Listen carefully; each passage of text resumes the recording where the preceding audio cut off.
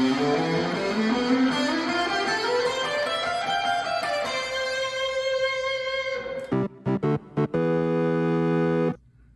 guys, I'm Dan. Welcome back to Adventures in Guitarland, where I teach you how to play guitar by playing a role-playing game. Today we're going to cover some more dynamic playing when we start talking about the technique of sliding. That being said, before we get into it, be sure to click that like, subscribe, and bell icon to notify whenever I come out with new content. Additionally, leave a comment below. What is your favorite way to employ this technique? Let's get that conversation going because it is a wonderful technique. And let's get into it. So what is sliding? Sliding is simply just taking a note, letting it ring out, and while you're holding pressure down, sliding into or out of a note. That's all a slide is. So instead of picking twice and using my ring finger to go up to that D from the C, I'm just keeping that index finger and sliding it all the way up to it. Can be sliding down too. So why do we use this technique? Well, it's totally different. It sounds different than plucking and using your finger to play the next string. It just sounds different. It's got a legato flow to it. And that can be very pleasing in certain situations. It can even break up different situations. So let's look at that right now. The first way I want to use is, let's look at this funky little riff here. And it's just a...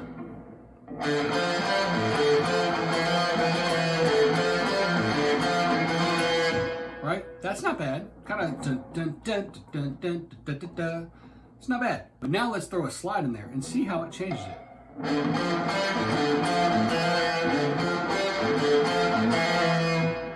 That really changed it up. Even though it's more of a staccato, short cut off thing, having that little legato when you're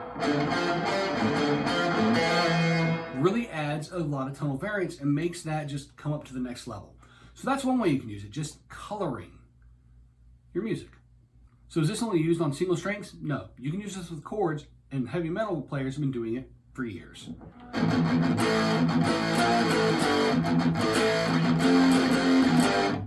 That's one way to do it. Or you can go...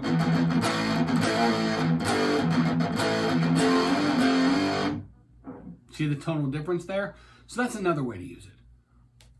But what's the practicality behind it? I mean, yeah, it's nice to color things, but there's another much more practical way to employ this technique that I'm going to show you right now.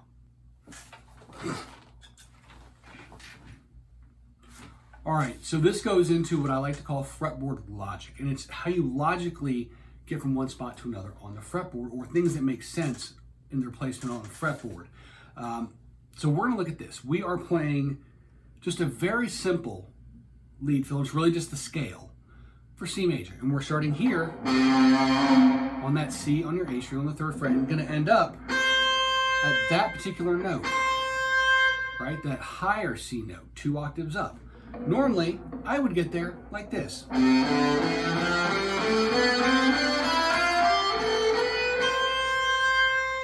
However, the next portion of the solo is up here, ending on this C on the 13th fret of your B string. But tonally, this C is the same as that C. Well, why am I going to this fret when I can get to there? Because the next note after that, logically, is that 15th fret on the B string, which is where I'm trying to go. So how do we get there? We use slides. So instead of playing that normal pattern where I would end up here, I am going to employ a slide combined with 4 notes per string until I get to where I want. And it looks something like this.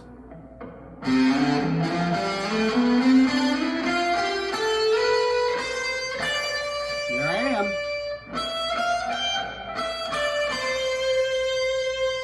So I use those slides to help me shift positions. And that's all I'm doing. So instead of starting here, I am.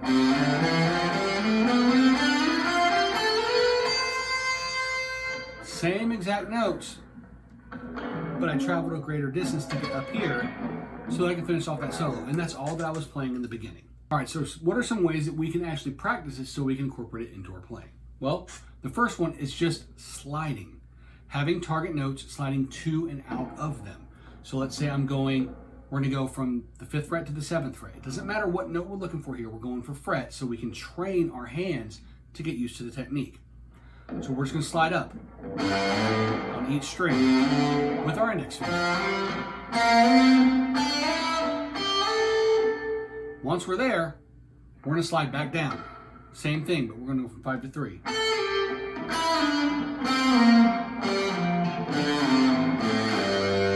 Until your hand's used to doing that. Now, does that mean you need to do as fast as I did? No. You might be going, and that's fine.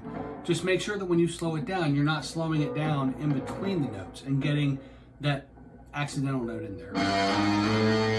That's not what a slide should sound like. A slide should skip right over that note, just kind of flow through it instead of stopping.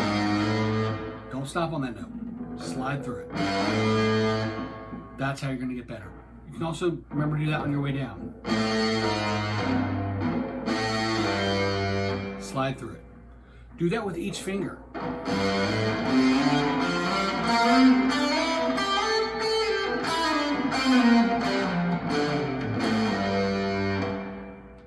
Then repeat with your other two. So you can also practice this in conjunction with your scales, and you can stay in one shape. You don't have to expand on the fretboard and do all the thinking that I did, although that is a great way to practice sliding all the way up and getting to that upper register of your fretboard. Another way to do it is just stay in the same shape.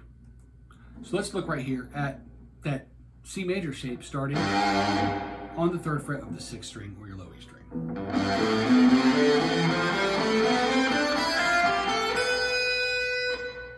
Okay, not bad. But you can also incorporate a slide into that by just sliding the first note of each string.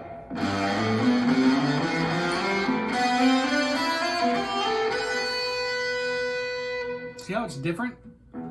Then just same thing, just descend to the scale.